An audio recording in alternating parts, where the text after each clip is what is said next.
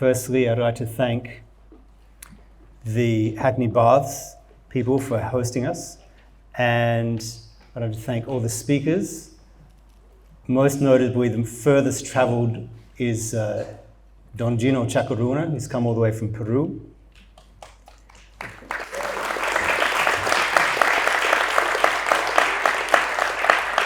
We also have people from Germany and Austria and all over the UK coming today.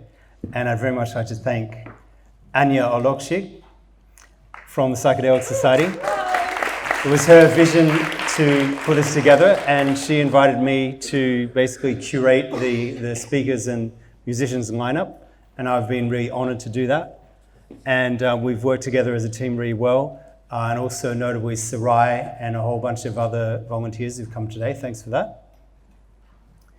And I just want to put this a little bit in personal context. I feel so passionately about ayahuasca that I want this to be not legally restricted for those of us who are actually seeking the sacred medicine. And also I would like this to be well understood. And just a little note to myself about the importance of sacred ceremony and ritual. So, personal note. So like halfway through organizing this, I moved house, and I hadn't had my this is my altar for my bedroom. So I hadn't had my altar set up, and I was organizing an ayahuasca symposium in the middle of London. And basically, when I was in the middle of sending a WhatsApp message to Gino in Peru, I got mugged and I got concussion, and it's been quite a impediment to getting everything organized, I must say. But I still feel so passionately about this that I wanted this to happen, and it is, and largely thanks to Anya. So now I'm going to start off with, I'm running someone else's slideshow because she missed, her name is Lorna Liana, and she missed her flight. So I'm going to run through a bit of her slides. She was giving a general introduction about ayahuasca, and I'm going to fill you in. So ayahuasca is the tea that is the most common name for it. It's actually a Quechua name, but it has many other names. So traditionally, things like Huni, Nishipin, and there are many other names that the dozens of indigenous tribes throughout the Amazon basin use to call this basically same recipe of making a sacred medicine. Now, the traditional use, the traditional recipe is to combine a vine called Banisteriopsis carpi, which grows in many regions through the Amazon, together with one of the two DMT containing leaves. So the most common, which is chacruna, otherwise known as Psychotria viridis. And there is another plant, there's another tea recipe that is very similar, which uses the same vine but a different DMT containing thing, and that's called yahe. Now there are also other more contemporary names for this, basically this same recipe, such as daime or huasca, which are the names that are used in the Brazilian ayahuasca religions, the Santo Daime and the União de Vegetal. So we have something that has many different names, but it's basically the same thing, and commonly speaking, we just all talk about ayahuasca. Now, by the way, the two other admixture plants are called Jurema, which is Mimosa tenuiflora, and Nicotiana rustica. So, sorry, Diplotheris cavarenum. Anyway, those are the key ingredients of ayahuasca. In some traditions, they actually add other plants, some of which are psychedelic, some of which are just subtly change the psychoactive properties of the tea. But generally speaking, we're talking about the same thing. Now, the the scientific trials and the safety tests and all that sort of stuff is done with this traditional recipe. And so it's a complicated thing when we're talking about such a complicated recipe to standardize it in terms of research. But so today, let's just keep it simple and talk about ayahuasca in terms of Banisteriopsis carpi and Psychotria viridis. Okay, so this was traditionally used by, as I said, dozens of tribes throughout the Amazon in Ecuador, Brazil, Peru, and Colombia. You have these traditions that go back, there's some debate about this as well, definitely for hundreds of years and arguably for thousands of years. So depending on who you ask, certainly the tribes that I speak to, they are certain that their tradition goes back for many thousands of years, about 5,000 years, something like that. But we don't have anthropological or historical evidence to verify that. So it's an interesting question. Do we believe science or do we believe the indigenous traditions? Generally speaking, let's talk about at least 1,000 years. Now, there's a whole bunch of technologies that go together with the ayahuasca ceremony, and some of which were demonstrated by Gino today with the use of the Mapacho cigarettes and the musical instruments and so on and so on. But the key thing to all this is the sacred ceremonial ritual context that the ayahuasca is drunk in.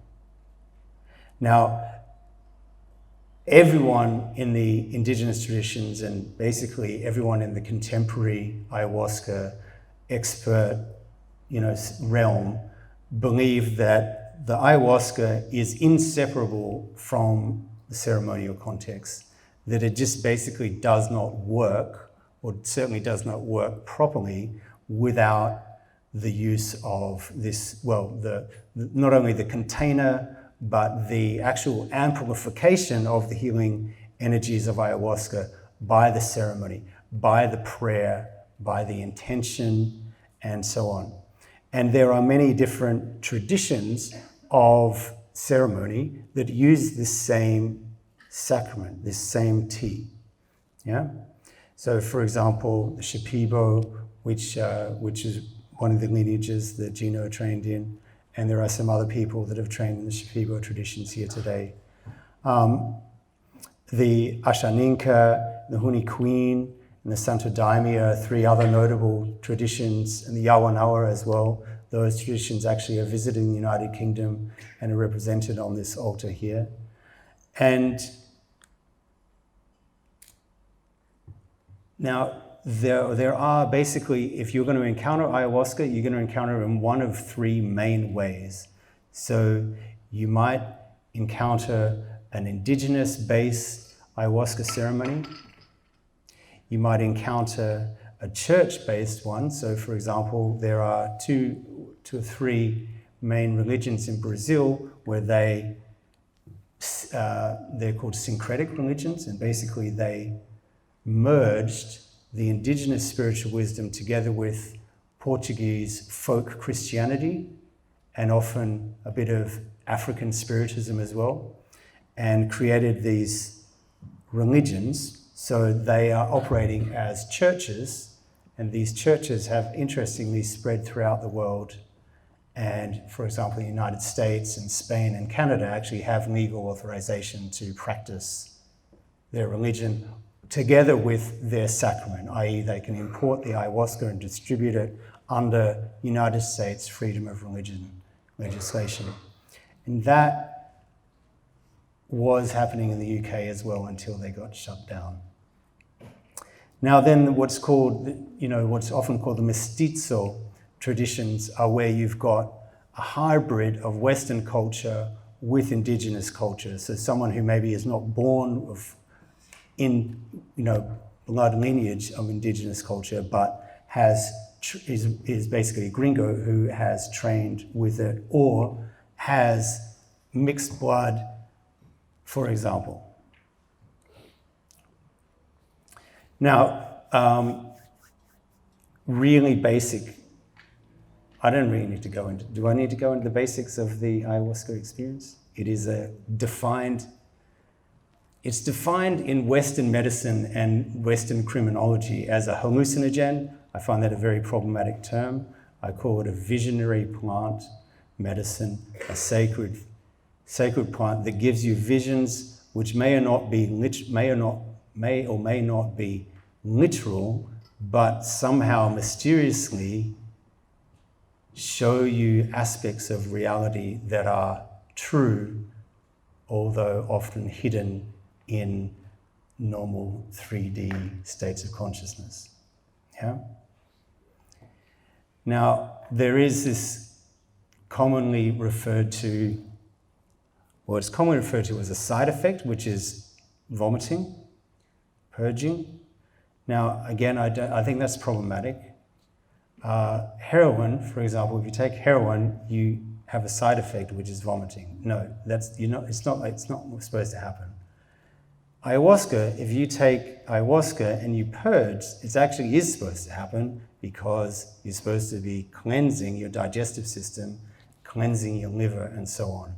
So that is actually, if a lot of cultures have traditions of cleansing, which involves purging, and that one of which is like a sweat lodge, for example. So the nausea and so on can be understood in that way, I think, a lot more accurately.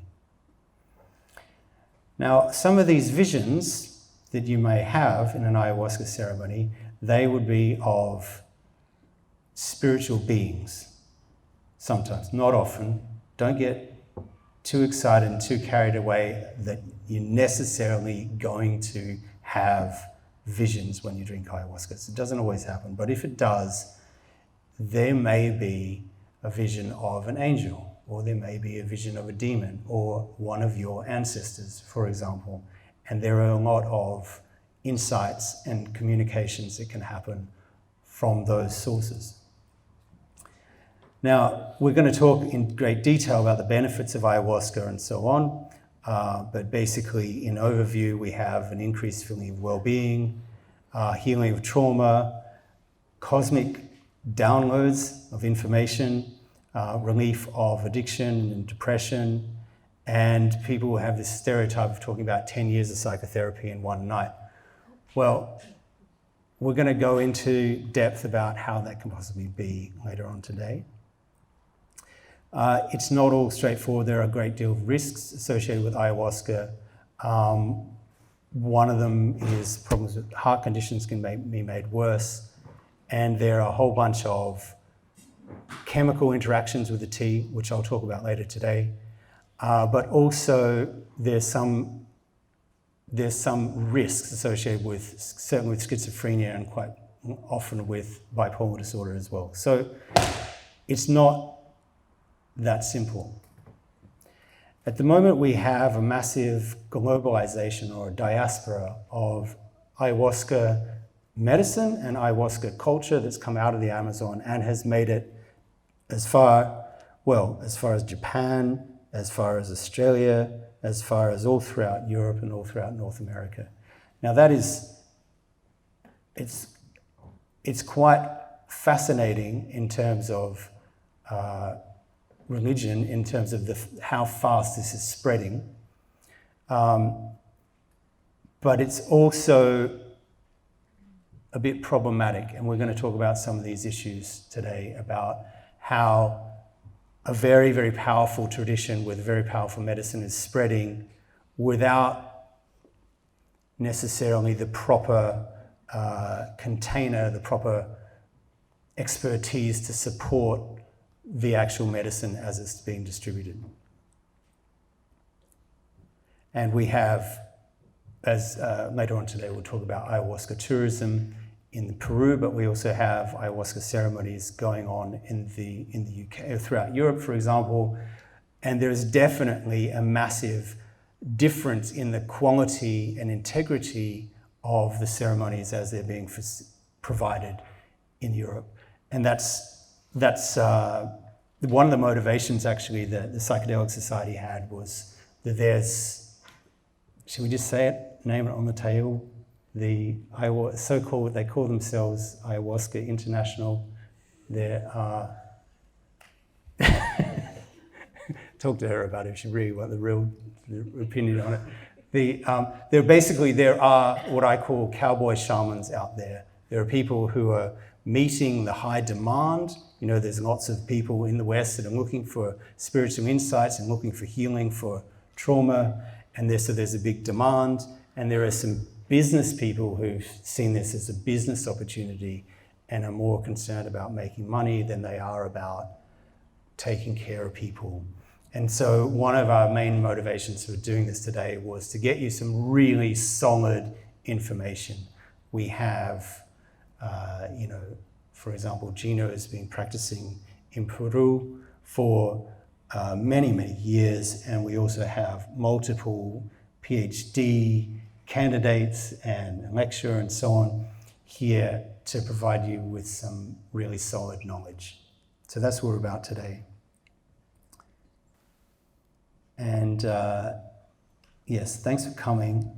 And by the way, there was one other thank you I wanted to say, which was thank you all for coming on the solstice weekend on a Sunday morning.